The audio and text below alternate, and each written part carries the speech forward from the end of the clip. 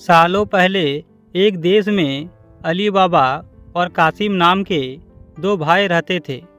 पिता की मृत्यु के बाद से दोनों भाई मिलकर अपने पिता का व्यापार संभालते थे। बड़ा भाई कासिम बहुत लालची था। उसने धोखे से पूरा व्यापार हथियाकर अली बाबा को घर से निकाल दिया।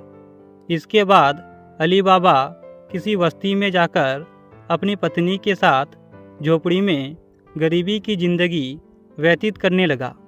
वह रोजाना जंगल जाकर लकड़ियां काटकर ले आता और बाजार में उन्हें बेचकर जैसे तैसे घर का गुजारा चलाता था।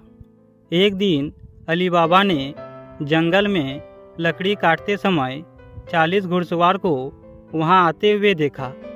सभी घुड़सवार के पास धन की पोटली और खंजर थे। यह देखकर वह समझ गया था कि यह सभी चोर है। अली बाबा एक पेड़ के पीछे छिपकर उन्हें देखने लगा। तभी चोरों के सरदार ने पहाड़ी के सामने खड़े होकर बोलने लगा, खुल जा सिम सिम।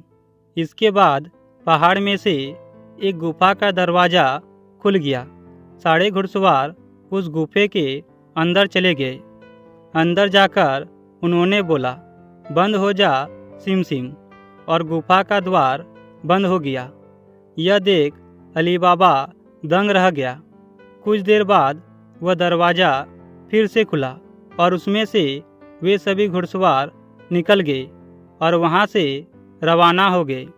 अली बाबा यह जानने को बेताब हो गया कि आखिर इस गुफा में क्या है।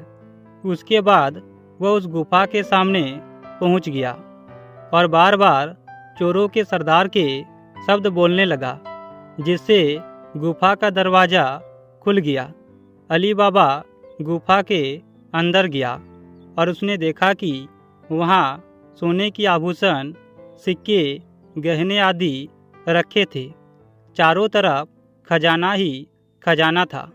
यह सब देखकर उसकी खुशी का ठिकाना नहीं था। उसे मालूम हो गया था कि वह चोर सारा चोरी का सामान यहाँ आकर छुपाते हैं। अली बाबा ने वहाँ से एक पोटली में सोने के सिक्के भर लिया और घर चला आया। घर जाकर अली बाबा ने इस पूरे किस्से के बारे में अपनी पत्नी को बताया। एक साथ इतनी सारी सिक्के देखकर उसकी पत्नी हैरान रह गई और सिक्के को गिनने बैठ गई।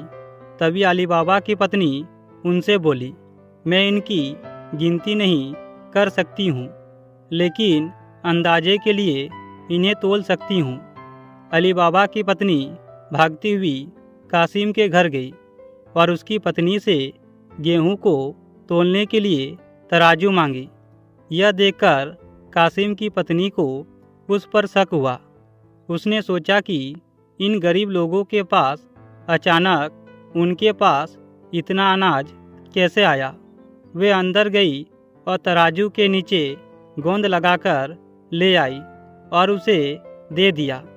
रात को अली बाबा की बीवी ने सारे सिक्के को तोल लिया और सुबह उनका तराजू लौटा आई।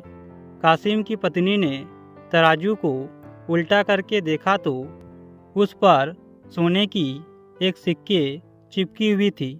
अगले दिन सुबह होते ही कासिम अली बाबा के घर गया और उससे धन का स्रोत पूछने लगा।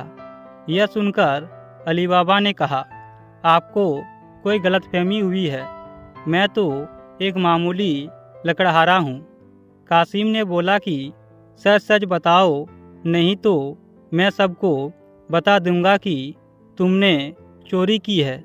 यह सुनकर अली बाबा ने सच सच सारी कहानी बता दी। कासिम के मन में लालच आ गया।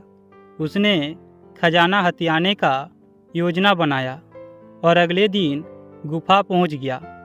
गुफा के सामने पहुंचकर उसने अली बाबा ने जैसा बताया था वैसा ही किया। उसके खुल जा सिम सिम बोलते ही गुफा का दरवाज़ा खुल गया। अंदर पहुंचकर चारों तरफ खजाना देखकर वह भी चक्का रह गया। उसने बोरियों में सोने के सिक्के भर लिए और बाहर निकलते समय क्या बोलना है वही भूल गया। इस प्रकार वह गुफा के अंदर कैद हो जाता है। कुछ देर बाद जब चोरों का गिरोह वहां पहुंचा, जब चोर अंदर गया तो वह कासिम को देखकर उसे मार देता है। इधर जब कासिम घर नहीं पहुंचता तो उसकी पत्नी परेशान हो जाती है और अली बाबा के घर जाकर बड़े भाई को ढूंढकर लाने के लिए बोलती है। अली बाबा ढूंढता हुआ गुफा के पास पहुंचा।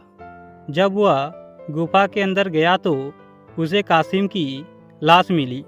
अली बाबा लाश को घर लाता है और बिना किसी को बताए प्राकृतिक मौत घोषित करके उनका अंतिम संस्कार कर देता है। कासिम की पत्नी के कहने पर अली बाबा और उसकी पत्नी कासिम का व्यापार संभालने लगते हैं और उसके साथ रहने लगते हैं। वहीं जब चोर गुफा में आते हैं और कासिम की लाश नहीं देखते तो समझ जाते हैं कि खजाने का राज किसी और को भी पता है। वह गांव में जाकर पता लगाते हैं कि कुछ दिनों में किसके घर में मौत हुई है। चोरों को अली बाबा का घर मिल जाता है। चोरों ने उसके घर के बाहर क्रॉस का निशाना लगा दिया, जिससे रात के समय उन्हें उसका घर समझने में आसानी हो। वही अली बाबा ने जब अपने घर के बाहर क्रॉस का निशान देखा तो वह समझ गया कि चोरों ने घर का पता लगा लिया है। उसने वैसा ही निशान सबके घर के बाहर लगा दिया। रात में जब चोर आए तो सबके घर पर वैसा निशान बना देखकर दुविधा में पड़ गए और वापस चले गए। चोरों का सरदार चुप चुप बैठने वालों में नहीं था। उसने उस मोहल्ले में अपने आदमी को भेजकर यह पता लगवाया कि हाल फिलहाल में कौन शख्स वहां अमीर हुआ है। इससे उसे अली बाबा के बारे में पता चला। उसने उसका घर अच्छे से पहचाना और रात के समय में तेल व्यापारी बनकर उसके घर पहुंचा। वह अपने साथ तेल के 40 पीपों को लेकर गया, जिसमें 39 में चोर और एक पीपा में तेल था। उसने सोचा कि रात में जब सो जाएंगे तो वे सब मिलकर अली बाबा को मार देंगे। लेकिन अली बाबा की पत्नी को तेल व्यापारी पर शक हुआ। उसने सारे पीपों को खटखटा कर देखा और वह समझ गई कि एक पीपे में तेल है और बाकी में आदमी है। उसने तभी एक तरकीब निकाली। उसने तेल वाले पीपे से तेल निकाला और गर्म कर बाकी पीपों में डाल दिया। सारे चोरों की मौत हो गई। रात में जब सरदार ने चोरों को निकलने का इशारा किया तो एक भी चोर बाहर नहीं निकला। उसने पीपों को खोलकर देखा तो सभी चोर मर चुके थे। यह देखकर वह इतना डर गया कि अपनी जान को बचाने के लिए वह तुरंत वहां से भाग गया। सुबह अली बाबा की पत्नी ने यह सारी बात अली बाबा को बताई, जिसे जानकर वह बहुत खुश हुआ। अब उन 40 चोरों के सारे खजाने का अकेला मालिक अली बाबा था। वह देश का सबसे अमीर शख्स बन गया था और खुशी खुशी अपने बीवी बच्चों के साथ रहने लगा।